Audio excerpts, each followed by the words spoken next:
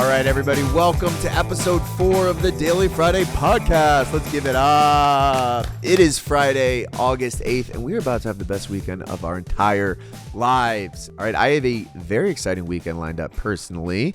I'm going to my friend Ian's wedding in Newport, Rhode Island. Shout out Ian and Shannon. It's going to be a great weekend. Kate, how many weddings have you been to in your entire life? Go. I think I've been to like 7 or 8. Okay, that's pretty good. Yeah. That's pretty good. I got one next month. Wow, very exciting. No, I lied. In October. And then that counts. I got 3 next year. Whoa, big year for weddings. Yeah, it's starting. I was doing the math. This is going to be my 25th wedding in, I think, 4 years. Oh. Which is a lot. Are you counting your own? I am counting my own.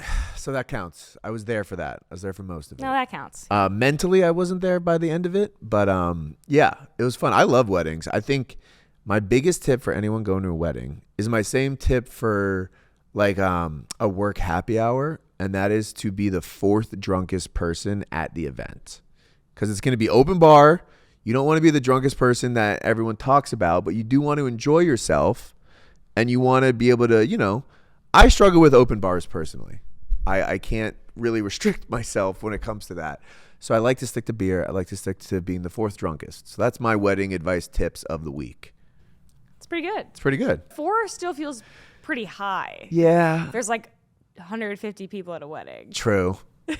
You want to be in the top. You just don't want people to notice that you were drunk, but you want to have a good time. Yes. Got it. That's okay. And if you have to sabotage someone else, go ahead and do that. Spike someone else's drink so they're the problem, not you.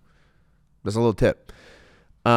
Guys, before we get into this episode, which is a really great one, I talked to my friend Caleb about the War of the Worlds movie that we watched together. It's probably the worst movie I've ever seen. We also have a lot of fun stuff from the timeline that we chatted about. Rusty upped on. Before we get into all that fun stuff, I want to give a big thank you to all the people that donated to STI awareness last week. We received over 3 Venmos, and by over 3 I mean 4, which is still pretty good. Every little bit counts. It's a race for the cure. And if you still do want to Venmo me at Jack-Lawler, I'm still accepting donations. I'm still coming out of the STI a little bit. Hopefully we're going to be good for the wedding. But yeah, thank you for being an incredible community that always supports us. All right, maybe we should get into the news. Let's. So I feel like it's been a really big week on the internet for me personally. There's been a lot of stuff that's crossed my desk that I just wanted to share a little bit with you guys. We're going to have some similar themes to the last episode. We've got a lot of stuff with space, a lot of stuff with food, and a lot of stuff with some crazy animals that I think you guys are going to enjoy. The first thing I want to talk about, this is actually real news. So pat on the back to us for covering actual news on the podcast. Nuclear reactors are being built on the moon by the U.S. government. It's kind of a huge deal. So this week, Sean Duffy, the head of NASA, reportedly directed NASA to fast track building a nuclear reactor on the moon. So we're part of like a new space race to build nuclear reactors with China and Russia. We got to beat those sons of bitches. By the mid-2030s, his goal is to have a nuclear reactor on the moon. This is halfway through Juan Soto's contract for the Mets. We are not going to be around by then, but if we are, we will have a nuclear reactor on the moon. So that's huge. I think my first thought with hearing that humanity is building nuclear stuff on the moon is this is going to backfire in horrific ways. Right? We're going to Chernobyl this moon, most likely. We're going to have like an Oppenheimer 2 situation going on. But I did some brief yet meaningful research on what would happen if we blow up the moon by accident. And I kind of realized that it might not actually be that bad after all. With no moon, there's basically 4 things that would happen. Number 1, we would have no tides in the ocean, right? So that would be a little weird. There would be no waves, but that means there would also be no surfers. And surfers are always the kind of guys that steal your girl. They don't really contribute anything to society. Fuck surfers and fuck the tides. Yeah, I said it. It would be weird just like the ocean just is like flat, tepid water. We don't know a lot about the ocean. This could be a good opportunity to explore it with no tides. So I would say no tides is a plus. If there's no moon, that would also slow the Earth's rotation a little bit. A lot of people don't know this. It would speed up the Earth's rotation, which would mean shorter days. I personally am overwhelmed by 24 hours in a day. I would love a shorter day. And I'm also counting down the days until the next Odyssey movie comes out. And that would just speed up that time period. So shorter days, also a plus. Very intense wind would happen with no moon. But with intense wind comes faster flights. You could travel around the world in seconds. So that's another plus. And finally, with no moon, there's no full moon, which means there's no werewolves. And that means we are safe as a species and as a tribe of humans. So no matter what happens with the nuclear reactor, if it goes well or if it blows up the moon, things are going to go well. So thank you for building this nuclear reactor, and good luck to all our heroic moon builders in the coming days. Now for my favorite part of any segment, it's the food news. We got some great food news this week. There's a lot of stuff that has come out. I'm just going to hit these really quickly. Smoothie King has partnered with Heinz to release a ketchup-flavored smoothie. Who this is for, I'm not totally sure.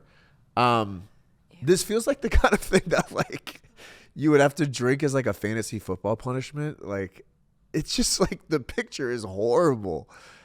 I guess you could make like a frozen Bloody Mary. But a Bloody Mary is tomato juice, not tomato ketchup. This is one of those food like viral things that I'm like, you literally just did this for people to retweet this on Twitter. Like, nobody can possibly be eating this. It's gonna be better than a mustard smoothie, though. I'll say that. What else came out this week in food news? We have breast milk ice cream, courtesy of the cursed company known as Frida, has released a breast milk flavored ice cream.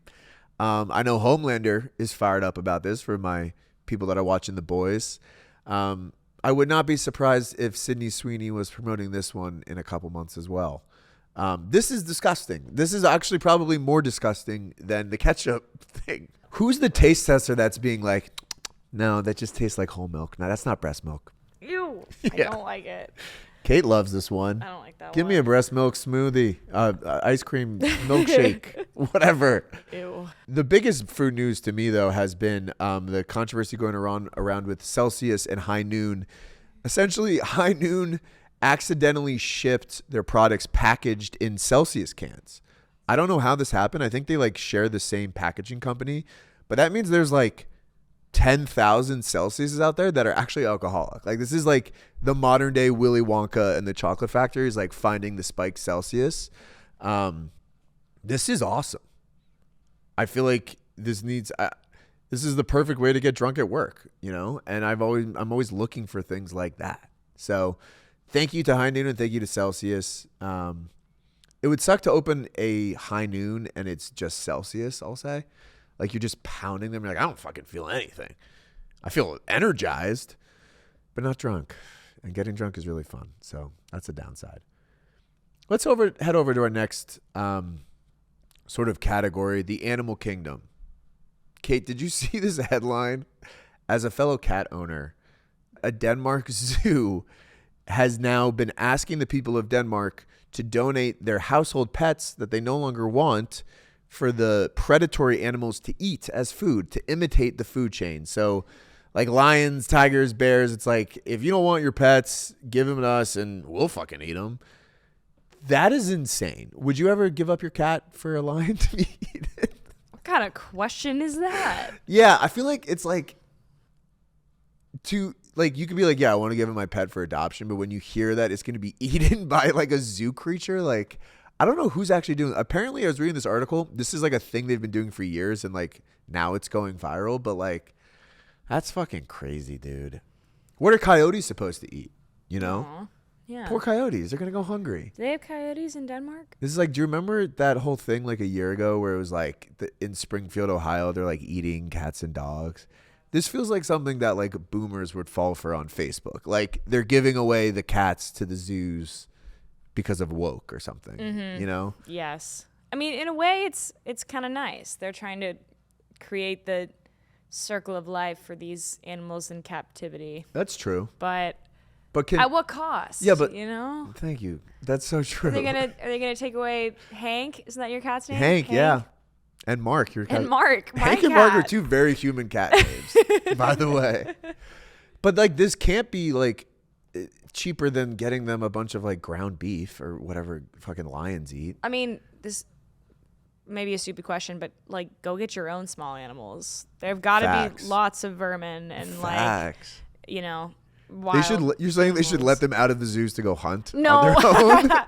I meant the zoo people go get them. Yeah. And then bring them. Yeah, here. that's creating jobs. Yeah. Yeah. They'd probably be eaten anyway. Yeah, that's true. I think it's like instead of being euthanized in a shelter, they're getting euthanized at a zoo. Yeah. To be eaten. I don't know. I don't know why. I said like, that so positively, and it's just so sad. It has drawn a lively debate online, with some protesting the idea and others praising the zoo's effort to maintain natural feeding habitats. I guess, yeah. Don't waste your house cats and give them to jungle cats. That's the lesson of the week. I won't. Other animal news, the monkey mafia has taken over Bali. What I'm going to call a cabal of monkeys, of organized monkeys, has been like, let me scroll up scroll up a little bit. They reportedly steal 5 to 10 smartphones every day, and then they try to barter back with tourists in exchange for mangoes. And it's like an organized thing of monkeys that are just running a scam at this sacred temple. That's kind of awesome. Wow. Vito Corleone. Did that work? Yeah. Tony some monkey, some prank. I don't know. There's a pun there. I haven't really found it. There's Comment below. there. Yeah, there's something there. It is weird to watch monkeys and be like, these truly are former humans, or not former humans. We are former monkeys. Yeah, I guess a guy who doesn't understand how evolution works. So monkeys, keep it up. Keep up the good work. We're super proud of you. I love to see organization from the animal kingdom like this. I've always said that. We are now on week 3 of discourse about Sydney Sweeney's jeans, and I think that's probably enough discourse about that topic. I think the biggest tragedy of everything that's been going on with this discourse has been the negative representation for jeans. And I just wanted to highlight my top 5 favorite jeans, and just bring some positive attention to a community that desperately needs it. So number 1 top jean of the week, Gene Parmesan from Arrested Development, one of my favorite characters, the top private detective. He's a goated Gene, and there's nothing else to say about that. The jeans from the Wrangler jeans commercials with Brett Favre. Before Brett Favre was known for like stealing money from the Mississippi welfare and sending, dick pics to Jets staff, he was the star of the Wrangler jeans commercials, which that's what a jeans commercial should be. Old guys tossing around the pigskin in the park. Bring back jeans commercials like that. Then, of course, we have the clutch gene. This is the only eugenics that I support, the clutch gene. You either have it or you don't. It's as simple as that. Moving on. The sisterhood of the traveling pants jeans. All right. This, I think, is an incredible concept that I want to bring back. Like, it is so hard to stay in touch with your friends after college, as an adult. Passing around a pair of jeans, me and my boys, I kind of want to start doing that. Every year somebody gets to wear the new jeans, and that's a good way to stay in touch with your friends. And then last, my last Gene that I want to highlight is Gene Wilder, the only good Willy Wonka that's ever existed, and the father of Jeremy Allen White. So his legacy has lasted for centuries. All right, guys, we have a very special guest with us this week. He is known for many things around the office. He wears a lot of hats. He's an editor. He's a producer for Hug Your Bros with our good friend Strider from episode 1. But most importantly, he is known as the cinephile of the office. Welcome, Kayla. Thank you for having me. It's an honor to finally get to use my niche interest in some way, shape, or form at this company. And couldn't think of a better place to bring my talents than to the Daily Friday podcast. We're honored to have him. We're starting a new segment called Caleb's Cinephile Corner, where we're going to talk some of the big movies in the news, in the zeitgeist during the week. And I think there's no bigger movie than the War of the Worlds with Ice Cube, which has had a 0% in Rotten Tomatoes, which is pretty hard to do. Yeah, step aside Superman, Jurassic World, Fantastic Four, Happy Gilmore 2. Get out of here. We're talking about Ice Cube's War of the Worlds on Amazon Prime. 1,000%. When I saw that this was making the rounds, I slacked Caleb. I said, let's watch it tonight. I gave him a little homework. He watched it. Did you finish it today? I did. I watched half of it last night before falling asleep, and then I finished the second half during my lunch break today. Good for you. Sorry to taking your lunch break. No, it was. I couldn't think of a better way. That's a great way to spend your lunch break. Honestly, to call this a movie would be generous, I would say. It is meets the requirements for like minimum length. Yes, of 90 minutes. Got people that you've heard of in it. Yeah, it does have some big names, some like that guys. Like it has Yes. Roderick from the Diary of a Wimpy Kid franchise. I didn't even realize playing that. the Amazon Prime delivery driver. Okay, got it. A little more my generation than yours, Lawler. Yes. My younger brother loved Diary of a Wimpy Kid. Yeah, and like I clocked Roderick right from Got it. Good to see. That's what he's doing these days. Exactly. In case you don't know. Yeah, he's really gone up in the world. All right, so what we're going to give you guys a brief synopsis of the movie, talk through some of our favorite moments. And yeah, this is our version of the rewatchables. Yes. Basically. Bite-sized rewatchables, watching movies so you don't have to. Exactly. And honestly, there will be some spoilers, so spoiler alert. If you're unfamiliar with the War of the Worlds, the 1800s novel written by H.G. Wells, then do not watch this segment. Is this? We'll get to this later as where Yeah. this stacks up with War of the Worlds remakes. Yeah. I was shocked to hear that came out in the 1800s. The original novel Yeah. was like late 1800s. Ahead of its time. And it's been like remade, or just like movies, radio broadcasts, now Zoom desktop screens. Desktop Steve, yeah. Is the ultimate So that's form. a good segue. That was revolutionary at the time. This is a very revolutionary film in that it was filmed, I would say, like no one is in the same room at the same time in this movie. I don't think there's maybe like one scene that they filmed where there's like two people in the same like set at the same time. I can't think of it, honestly. Like it's just the boyfriend and the girlfriend. Oh, I think, right. And the daughter. But I think like going through, we can kind of talk through. Yeah, we can talk through how that happened. So high level of what this movie is about. Ice Cube is a DHS agent, like NSA. He's a surveillance agent. Yeah. And through a series of unfortunate events, basically the world gets taken over, his family falls apart, and he has to save the day thanks to Amazon Prime. Yep. Which it's a great synopsis of the movie.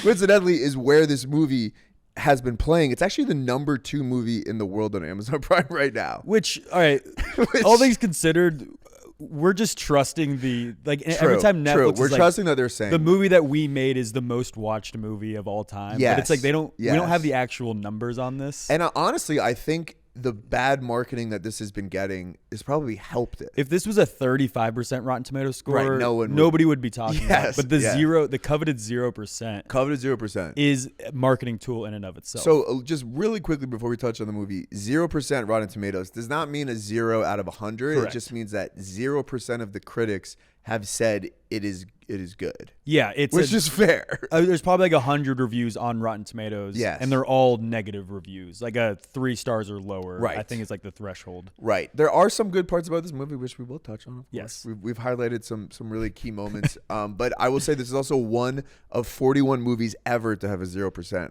And So I it think is it's like deserved. I think it's harder to do that than to get like a 5%. Agreed. That nobody has anything good to say. Yeah, about if you're it. gonna flop is very big time. hard to do. Yes. We've seen so many movies like Morbius has like a 10% or something. Morbius has 10%. It's something Yeah. bad like that. But there's at least someone out there that's like, this is worth your time. 1,000%. So This is not. So a couple of things I just really wanted to highlight. Kate, if you could go to the other one. There's a lot of great things for this. I'd say the number one thing that jumps out to me is Ice Cube's performance in this. Yeah, incredible. He is transcendent. He's basically reacting. I wonder how they shot this. Where they just like give us a like, oh, that's crazy. I think they either had to have had like all of the like the script like fully written out in front of him for Okay. him to react to, or they had him reacting to stuff and then made the movie around it. And I think it's probably that one. I think that makes Because sense. so much of his dialogue is just like, oh no, that's not good. I'm going to slack you. And then when you like really watch the movie and pay attention to the way they're giving the audience information, it's all in the text on screen. Yeah. And nothing he says is actually relevant specifically to what is happening on screen. That's a great point. So I think they just filmed him running through like 100 different just like reactions. give us a surprise, give us a distraught, give us a whatever. Exactly. Yeah. And then just build. The reason it probably took 4 years to come out was because they had to figure out how to like match up a reaction. Exactly. Yeah, I think that's great. Other thing that really jumped out to me is just seamless product placement with this one. So seamless. I saw a tweet. Amazon as a company was mentioned 14 times in this, which is like 20% of the movie. Yeah. I think my favorite part was when the drone is upside down and what they like hack into a homeless man's phone. There's a homeless guy. They're like hack into his phone. Yeah. And they send him $1,000 on Amazon. Right. To go flip the drone. Yeah. You could take that scene out of the movie and it would not change a single thing. There's no. And I was like, what is a homeless guy? The world is ending. What are you going to do with a gift card for he's $1,000? Well, he's also just like in the middle of like 100-foot tall aliens. Fire. And he's just like, oh no, like this is bad.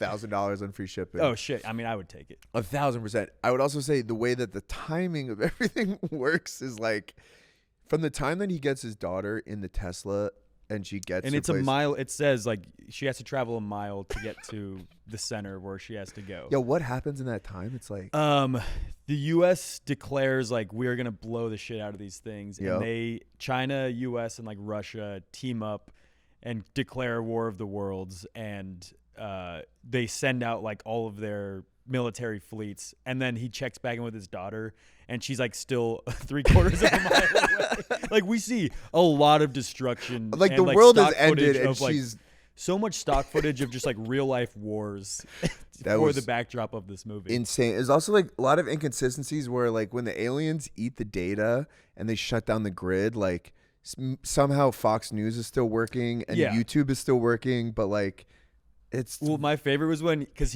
Ice Cube does exactly what I do when the office Wi-Fi goes out, where he goes to YouTube and clicks refresh to see if it will see if it actually refreshes. I'm like, you're an NSA like best hacker in the world, and he does the same thing that I do when the Wi-Fi goes out. I love when he like messages his son like, "What's your YouTube password?" Yeah, it's like, okay, dude. There was a lot of, I will say the restraint. I guess because Prime doesn't have like Microsoft Teams or Zoom. Yeah. So it does utilize like Facebook and Microsoft and Google. Like there was a lot of Facebook in this movie. A lot of Facebook. Yeah, weirdly like which is kind of people a dead messaging platform.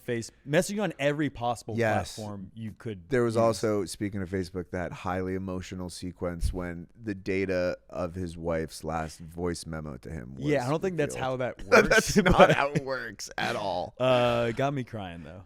What was your favorite line from the movie?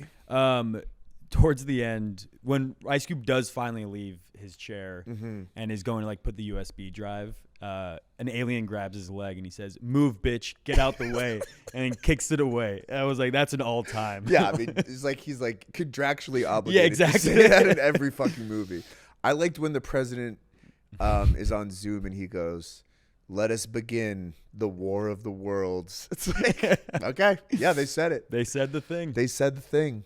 For you, where does this fall in the greatest War of the Worlds remakes throughout history? Well, I do want to say this movie is so bad it's good. Yeah. The worst thing this movie could have been was a boring, okay. Like, again, a 30% on Rotten Tomatoes is usually just like a really boring, dull movie. Mm-hmm. So I highly recommend this to everybody to watch. Get high with your friends and watch this week. Watch it with people is the best. And I think this is not the first War of the Worlds adaptation to receive backlash after the fact. Interesting. So, Kate, if you'll pull up some of the news articles I sent you, in 1938, Orson Welles had a radio broadcast.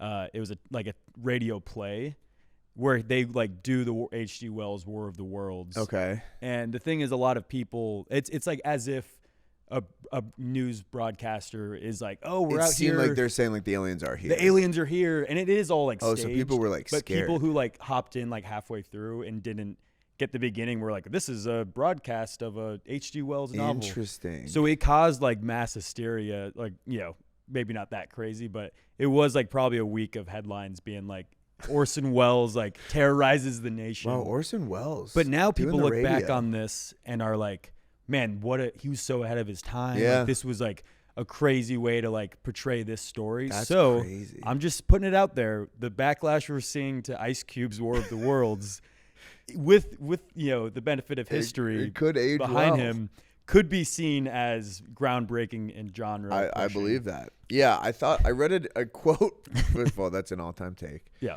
I'm just putting it out there. Just put it out there. It is a possibility. Yeah. I saw a quote from the director where he was like, I wanted, like, if the world was taken over today, we would all be on our phones for all of it, which I think is a fair point. I see what they're trying to do with this. Yes. It did not. That's the only highlight is like, it's an interesting idea. I actually agree. I saw that quote too. And I think the idea of like a disaster like this happening, it would be told. Like I would be at home on Twitter and seeing all of this happen.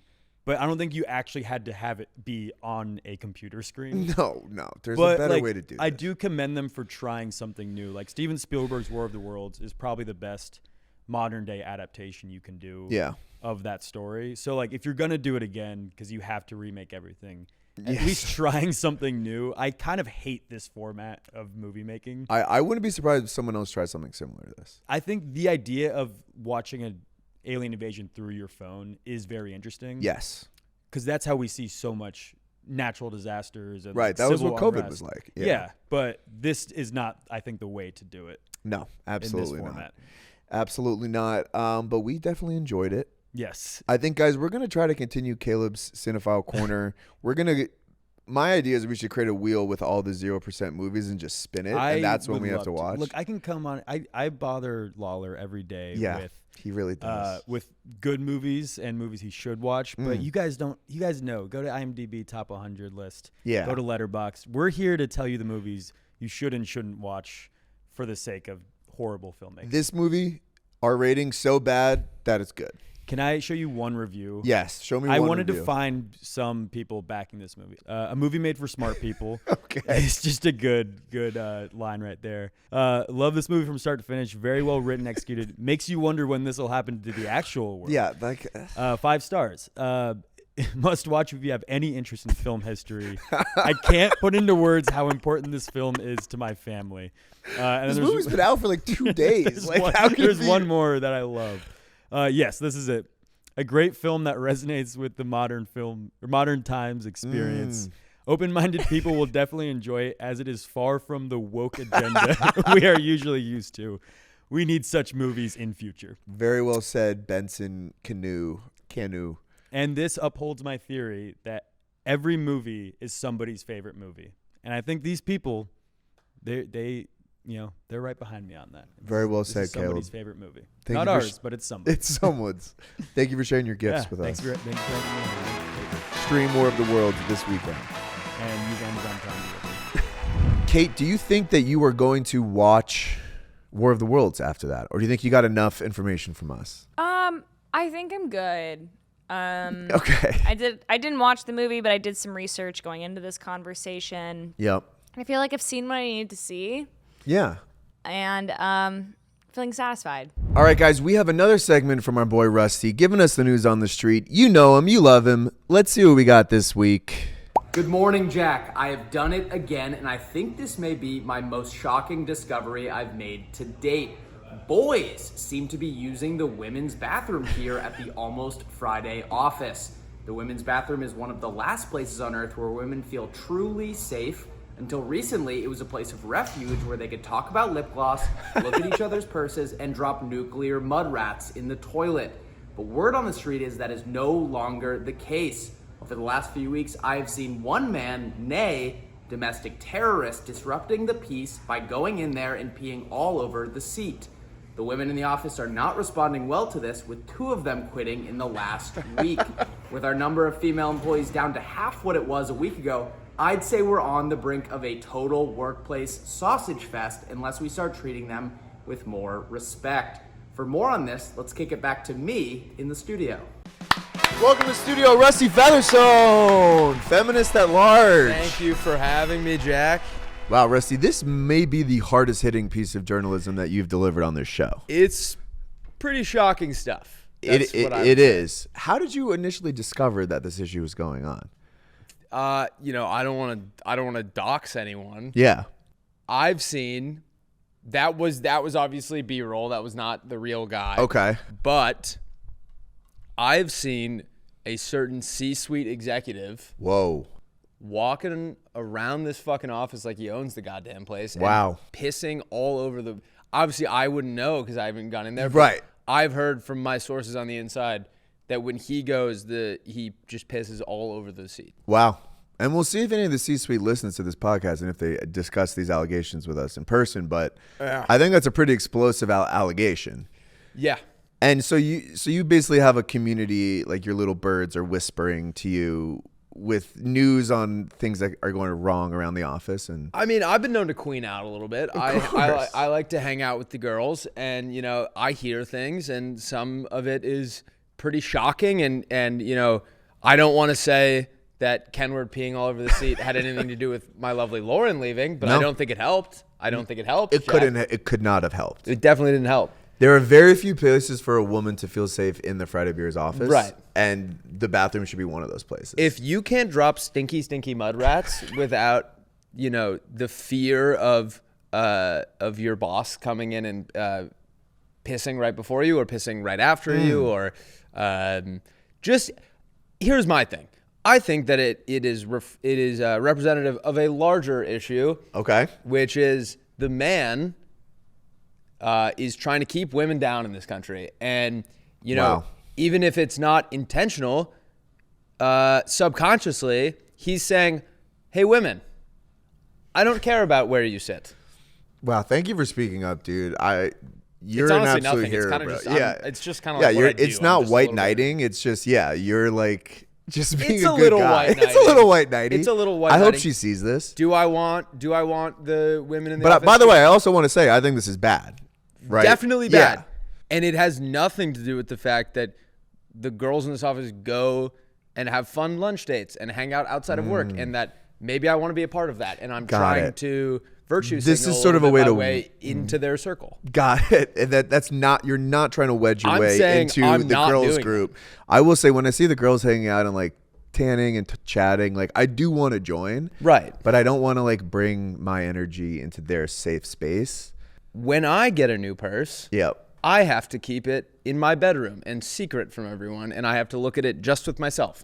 And when they get a new purse, they get to rifle through it and talk about lip gloss and boys and Got it. washboard abs. So now it feels like you're being critical of the women, or you're just jealous. Two things can be true at the same time. Exactly. Maybe I'm trying to protect them, and I'm also a little jealous of the clique they've formed. Kate? Wow. Kate, have you noticed men using the women's restroom? Yes. Have you like walked in and a man's been in there ever, or no? You've just seen it. I've never walked in on a man in the women's restroom. That would be Can shocking. we role play a little bit? Okay. You walk to go to the bathroom to maybe powder your nose or freshen up your lip gloss or rifle through Whitney's purse or something, and one of your coworkers is leaving the bathroom and he's just peed all over the seat. Yes. So unfortunately, I'm no stranger to this scenario. That's happened to you? I mean, maybe not as much pee on the seat. Well, yeah, no, I've definitely seen pee on the seat and pee on the floor. But and you pass the person. Typically, I'm taken aback. I don't Right. I don't say anything in the moment, but I will then report it to my Superiors. Have you done fellow that? women. Oh, yeah. And Oh. say we gotta.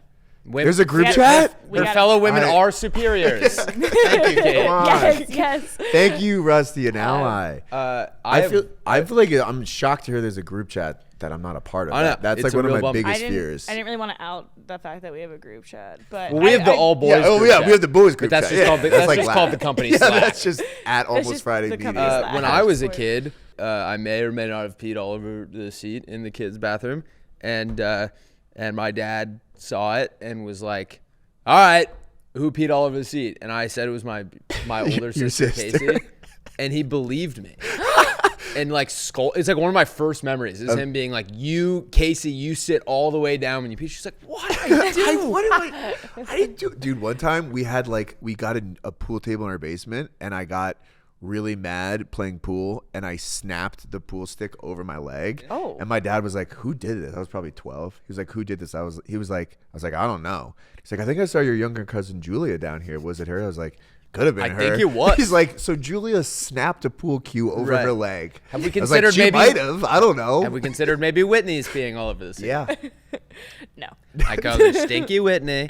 Well, Rusty, you are one of the biggest allies, and it's not Women's History Month this month, but it's always Women's History In Month. my house, it's always Women's History. Thank you for everything you do and all your reporting. Thank you again, Rusty. I'll see you next week.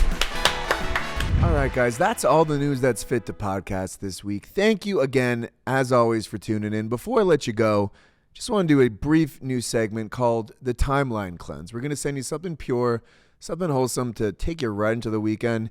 My recommendation this week is to listen to the Theo Von podcast with the Rizzler. It is a very charming episode. I have not heard the Rizzler speak this much in my entire life, and I'm honestly... I got to start listening to more of his content. So listen to that as you kind of drive home from work today. Have the best weekend of your entire lives, and go Jets.